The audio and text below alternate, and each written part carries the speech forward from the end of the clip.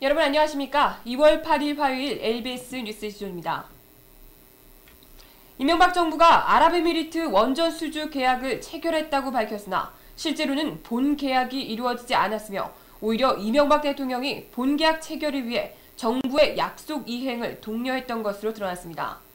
민중의 소리가 복수의 취재원을 통해 확인한 결과 이명박 대통령은 지난달 열린 국무회의에서 아랍에미리트 원전 수주와 관련해 약속한 것을 순차적으로 잘 이행하면 곧 계약이 되지 않겠느냐, 관련 부처들은 이를 잘 이행해 주길 바란다고 말한 것으로 알려졌습니다.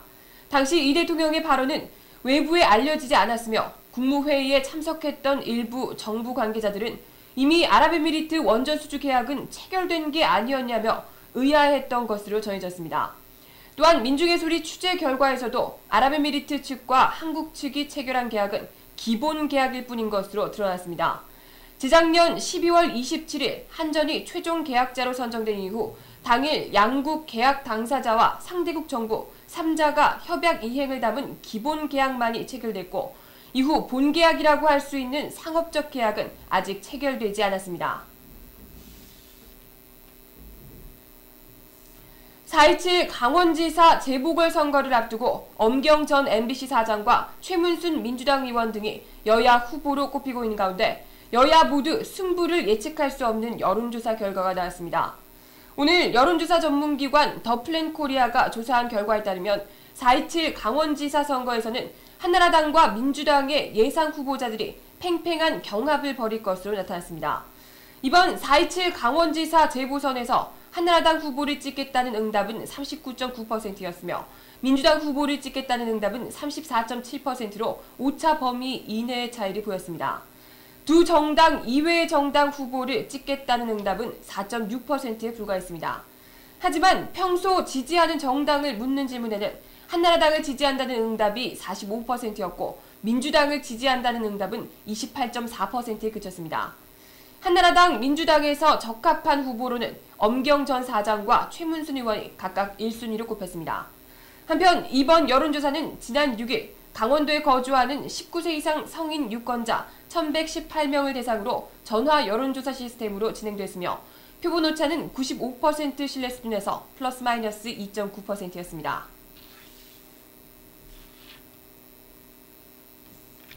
지난달 북측이 공식 제안하면서 수면 위로 떠오른 남북 국회의원 간 접촉과 협상이 여야 간의 극명한 입장차 속에 속도를 내지 못하고 있습니다.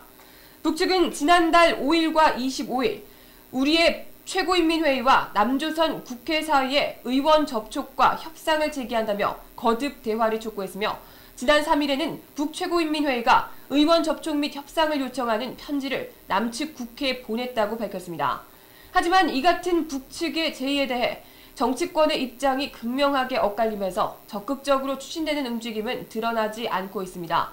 민주당과 민주노동당 등은 즉각 환영의 뜻을 밝히면서 국회 내에 논의기구를 꾸려 회담을 적극 추진하자는 입장을 밝혔습니다. 반면 한나라당과 자유선진당은 천안함과 연평도 사건에 대한 북한의 사과가 먼저라며 선을 긋고 있습니다. 한편 북측이 최고인민회의 명의로 보냈다는 편지 행방도 아직 확인되지 않고 있습니다. 통일부와 국회는 모두 7일 현재까지 북측의 편지가 아직 도착하지 않았다고 밝히고 있습니다. 이에 국회는 일단 북측의 전문이 오면 여야 원내대표 등과 상의해 어떻게 대응할지 결정할 방침이라고 전했습니다. 구제역 확산이 계속되고 있는 가운데 돼지고기 가격이 3주 연속 상승하고 생필품 가격은 절반 이상이 상승하는 등 물가 대란이 현실화되고 있습니다. 오늘 한국소비자원의 가격정보 사이트에 따르면 1월 마지막 주 전국 16개 광역단체에 유통되는 생필품 79개의 판매 가격을 전주와 비교한 결과 42개 품목이 인상된 것으로 나타났습니다. 특히 이들 품목 중 돼지고기의 가격이 많이 오른 것으로 나타났습니다. 돼지고기는 삼겹살 100g을 기준으로 전주보다 9.0% 오른 1983.6원을 기록했습니다. 1월 첫째 주 가격인 1567.7원과 비교하면 26.5%나 상승한 것입니다. 또한 구제역이 전국적으로 확산되면서 돼지고기 가격은 3주 연속 큰 폭으로 오르고 있습니다.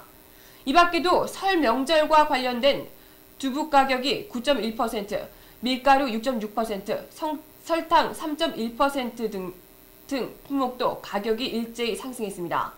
치약도 8.8%, 커피 1.9%, 주방세제 1.8%, 참치캔 1.1%, 치즈 1.0% 등으로 전주 대비 가격이 올랐습니다. 한편 지난달 공공서비스 요금도 전월 대비 0.9% 상승해 4년 4개월 만에 최대폭으로 올랐습니다. 오늘부터 경찰이 알몸 졸업식 집중 단속에 나섰습니다. 일부 지역에서는 경찰과 학생 간의 마찰이 빚어지기도 했습니다.